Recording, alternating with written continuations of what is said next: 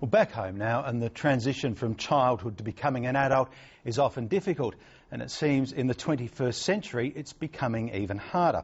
While today's adolescents have more freedom than ever before, the people they look up to are often publicly falling from grace. Educators and psychologists say the problem is especially evident among boys. Jessica Harmson reports. Real name, no gimmicks. Teenage age group boys and girls is a mental health disaster at the moment.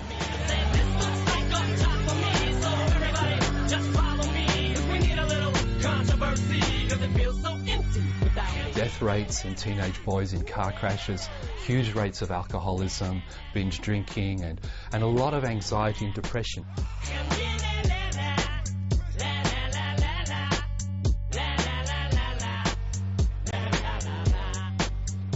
It seems almost every week there's another fallen star.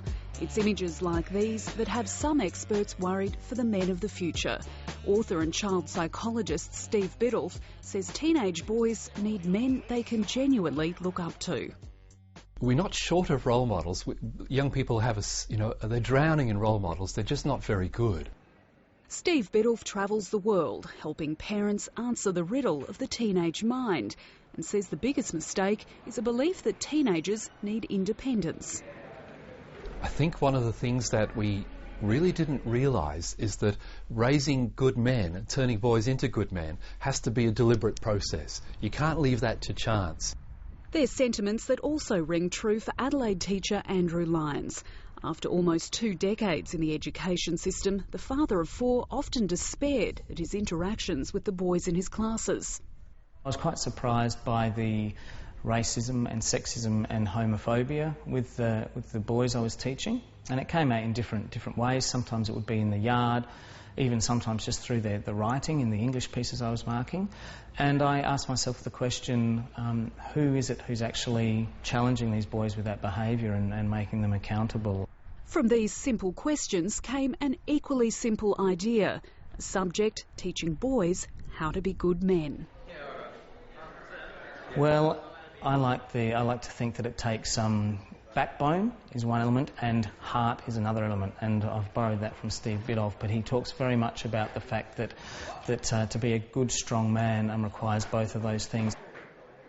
The Right Journey is a year-long program for Year 9 boys that tries to complement lessons learnt at home. And hoon driving, isn't it? Driving crazily, doing burnouts. Since its inception 7 years ago, it's been embraced by about 20 public and private schools across Australia and New Zealand, and this year at Adelaide's TREVOR College.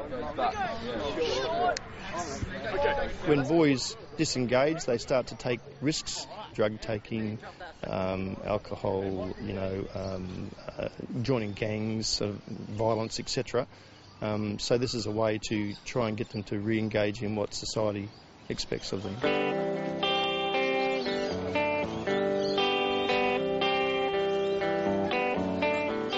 This year, about 130 TREVOR boys are taking the journey, covering the big issues, including their relationships with others, their spirit, themselves and the world.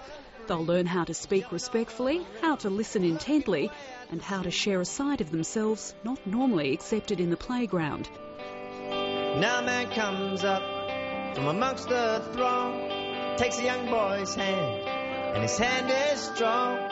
The lessons include 7 rituals throughout the year, starting with this one, the calling ceremony.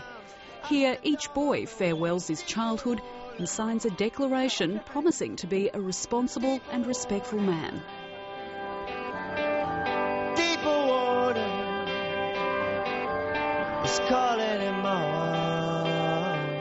Just being a good person, being a man is a whole lot of different qualities, just like honesty, treating people well, treating people the way you want to be treated. Not everyone will be a man by the end of this year, and don't really know when you're going to become one. It sort of just happens, I think. Later this year, Angus and his classmates will face another ceremony, ominously called the Abyss. Each boy will spend 24 hours alone in the bush, with nothing but a tent for shelter and their own thoughts for company. We have something called adolescence, which runs for between sort of 10 years and up to 30 years of age, sociologists would say, in this day and age. And that's when people are actually stepping into respectful and responsible adulthood. Now, we may attribute that to the fact that there has been no punctuation point that says, at this moment, you are now an adult man or an adult woman. Graduates of the Right Journey believe the program offers that punctuation point and ultimately the alternative to the badly behaving role models flooding the media.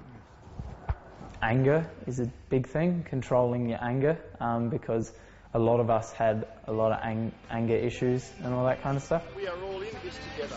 And while Steve BIDDULPH says the Right Journey might not be for everyone, its core message certainly is. It's the missing subject on the curriculum. Studying how to be a good human being is a really important thing.